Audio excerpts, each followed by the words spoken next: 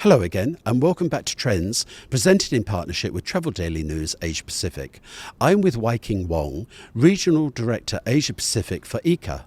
We're at IT&CMA and CTW 2025, and you are watching Trends.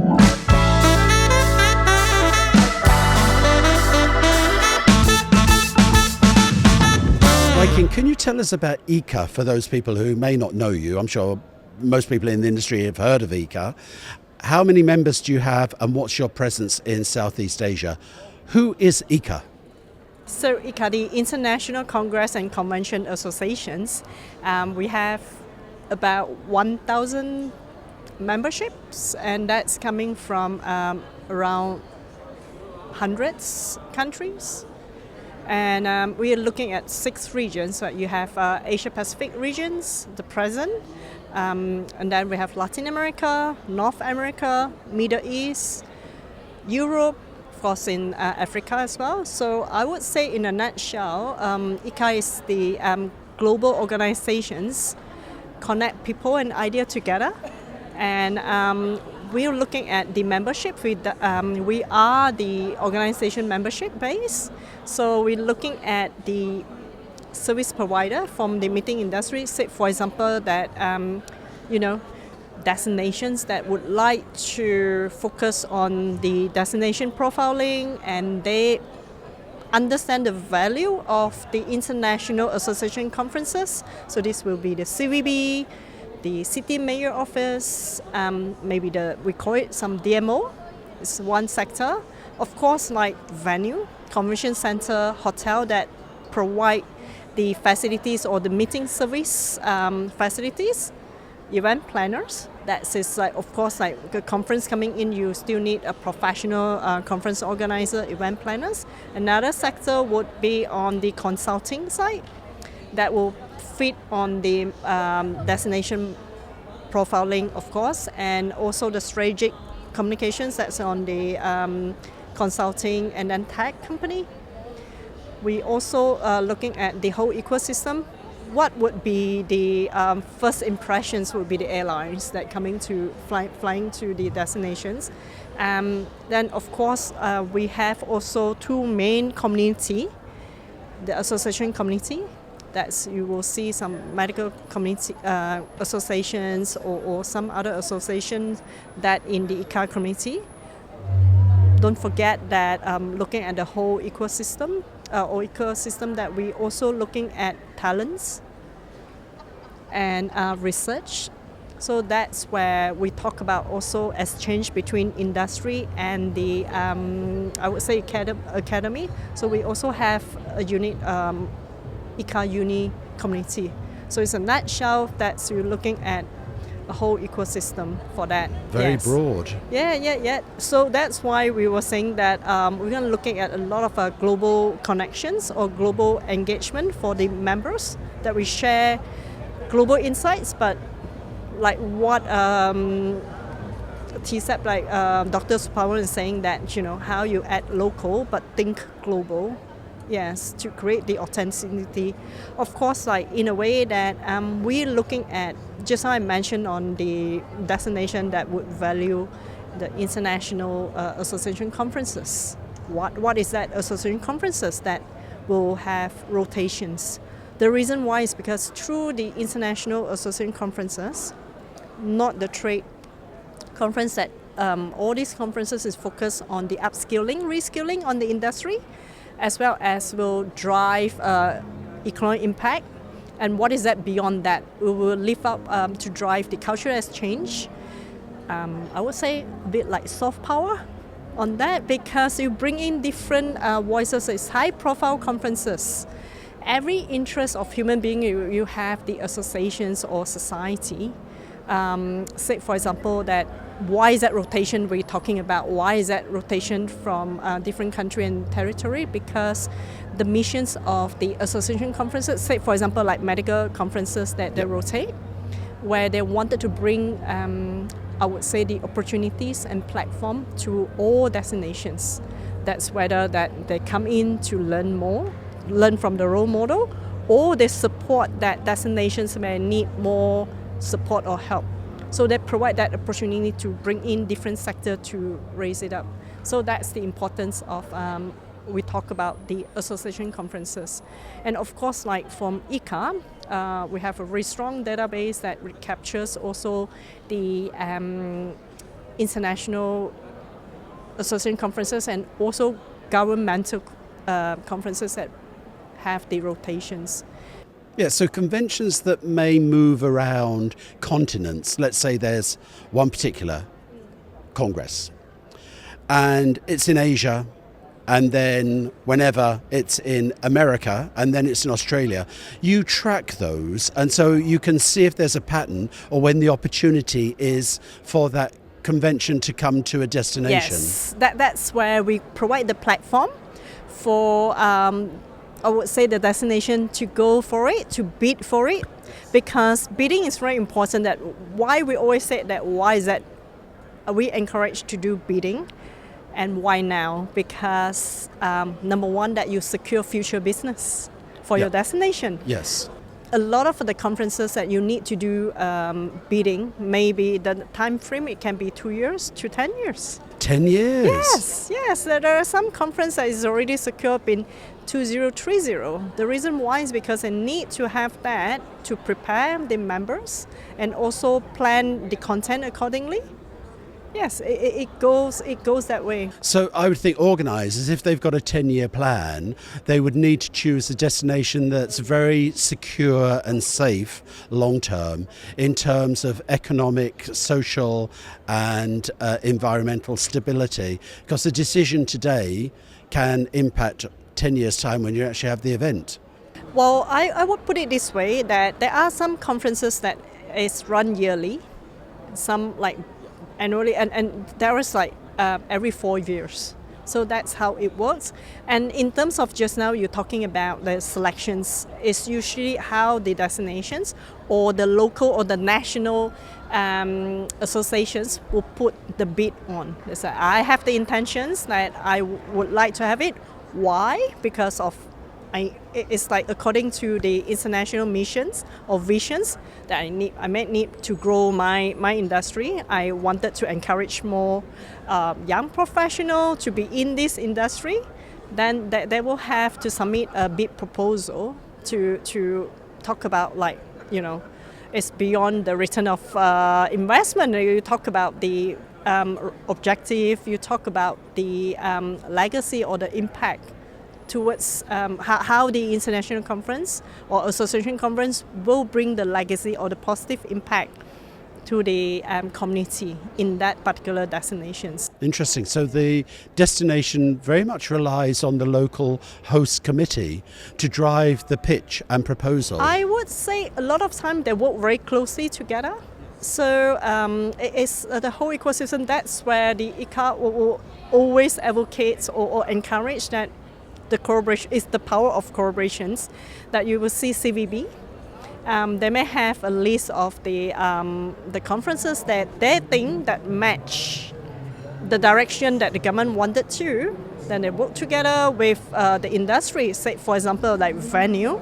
They may have researcher or business development that keep tracking on, you know, because every sector will have different objective that they may yes, it's a transactions, I would say, but in somehow they need to fill the gap, say, for example, like seasonal space, and then like they may have already a close relationship with the local associations that they want to bring in, and like for PCO, that they may have already working on some projects, or I would say, like, you know, what a destination wanted to bring in, what would be the objective, the directions, and that's where they put together in a bid, and they look for the local associations, the experts. So there is looking at two ways. Some, they may be, say, for example, I might be the National Breast Cancer Association. I'm active in international. I think that I would bring my colleagues, international colleagues, to my destination, to my country or my city. Then I might be the one that initiate the bidding. Fantastic. Yeah, and then I might look for the CV to bid together. Or from the CVP perspective, like from the Commission Bureau, they track, and then they already kind of like put it out, and then they look for these people to encourage them to join the bidding. That's why I would say the timeline is a bit longer. So you need to constantly doing it. Is sustainability on the agenda when choosing a destination? It's good questions. Well, I would say definitely something that everyone is looking up for that, to wanted to understand a bit more whether you will be practicing, and then or the organizer may drive the conversation on sustainability. We will propose or we initiate that why not we're looking at more green events. Is there anything that we can work better to provide a sustainable future? So that's something that is like work towards among the whole, I would say, the industry. AI, how's that impacting the industry? I wouldn't say impacting, but I would say this supporting, enhancing, and also somehow it creates some worry. People may think that AI will replace. There are some resistance to it. In a way that nowadays that we're looking at AI, we talk about AI a lot, but what exactly AI means? And AI is not just today's technology. It's a technology from a very long time that would able to help us to enhance or make our job more efficient. And of course, we're looking at what is the governance, what is the how can we work on AI ethically, that would help the staff or help the team to work more efficiently and protect the I would say the privacy for the client. So there are many different applications of AI that are we using it for HR recruitment? Are we using it to design the booth to enhance the delegates' experience? Or are we using it for young professionals when they draft emails and something like that to enhance? But of course, this will need further training because you need to have the experience to prompt the AI, not just, hey, do it AI. I wanted to come up with a proposal, but yes, but what proposal? So you still need the experience. I would say that nowadays it's a multiple generations workforce, that how we can work together to bridge the knowledge transfer. Or I would say the technology that, the younger generations maybe, hey, straight away they are more tech savvy, that learn things fast, but, a more senior one that may have more experience, that will be openly to learn from each other, I would say to comprehend each other so that we have a better knowledge transfer. Yeah, how we can kind of work hand in hand and bring that knowledge to the younger generations. Do the Gen Zers have the right mindset to come into the industry? Because I've met some Gen Zers who have the unrealistic expectation of working 9 to 5 Monday to Friday, and that doesn't necessarily align with the hours and dedication required to step into the convention industry.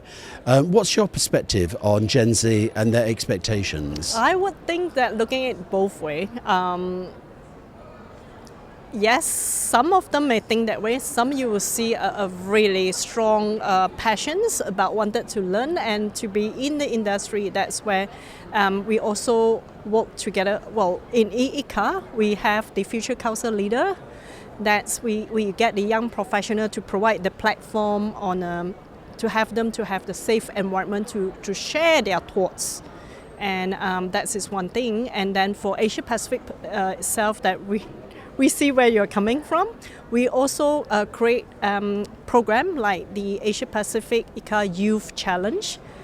That is for young students, for students and young professionals under 30 years old. Very good. To have that kind of experience, to let them understand the value of the industry, as well as, let them contribute, let them feel that it is actually beyond just doing a job that is really meaningful for them, and that's where they will be opens up. And in terms of the 9 to 5, in somehow we might have to accept that.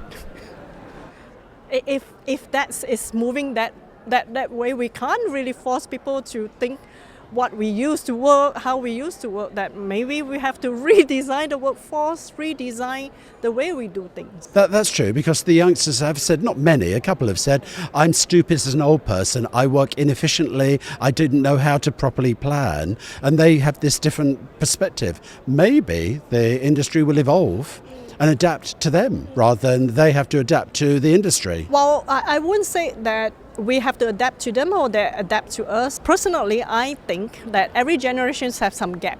It's just from us, like from the Zen, Z or Y. It's more towards on how we create that opportunity to let everybody work together. Very briefly, Waikin, can you just explain to me what the Eco Youth Challenge is? So the Asia Pacific Youth Challenge, we have created a program that to encourage the students to take part, and also young professionals, is basically prepare them to really close to the bidding process. So how it works is like everybody have to work as a team, 2-person, because in the workforce you can't work alone. So they have to already practice and prepare them to this kind of mindset. Okay, yes. Great. And we will have a scenario plan or questions, or we look at an active bidding scenario to talk about, like, say for example for this year we talk about what is delegate journey, how can you kind of like plan or communicate to enhance the delegate journey from pre-event, during and post, that let them have that kind of like prepare themselves for the future, that close to what they're gonna do. And you were amazing how clever on then the new ideas that pops up, and some of the channels they're using the apps and things like that we may not know. And of course, like, because that's from the young professional students' point of view, and through the process we help them to transfer some knowledge, the industry knowledge to them. So that is something that win-win. So what we did is like, you submit a proposal, 6 pages of proposal, you submit more, we'll throw it away. We'll disqualify, not throw it away, because they spend a lot. We still read that, but we provide some feedback. The reason why in the actual world, if it's a bid document requirement, you read the bid document requirement, or your client asks you for 6 pages, you would choose, yes, it's not what you want to sell. It's not what you wanted to sell, it's you understand what people need so that you can work more efficiently and match the client needs. So we prepare that. Then once they get the proposal, we have shortlisted 3 teams, and then they will go for the final presentations, and that's exactly prepare them like a bid presentations. You have the bid document, and then you have the program present. So that's where we create the platform, and then we have the judges from different sectors, from different backgrounds. ICCA members are really committed to support the young professional development. And ultimately, is a winner declared, or what happened? So there is a winning team? Yes. So we started together with Goyang CVB.